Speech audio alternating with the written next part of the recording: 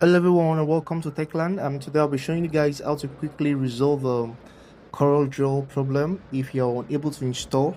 Alright, as you can see on my screen, it's telling me a newer version is being installed. Okay, what you have to do is that first of all, if you're new to the channel, please leave a like and subscribe to our YouTube channel for latest updates. Alright, click on the installation file again and click on OK. Then all you have to do is to wait for it to load.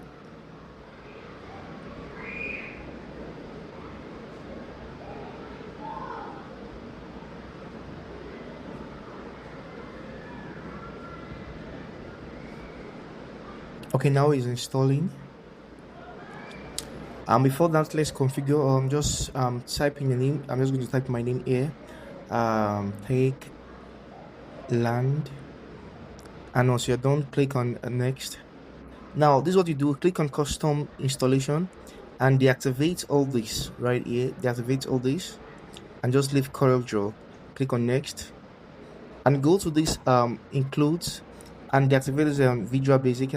That's all. Deactivate it and click on next. English, and all you have to do is to sit down, relax for it to install.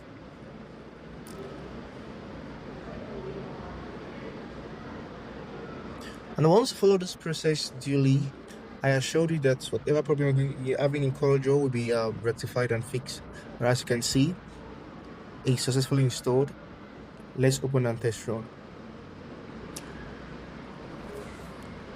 Please guys, if you're new to the channel, please leave a like and subscribe to our YouTube channel for more updates.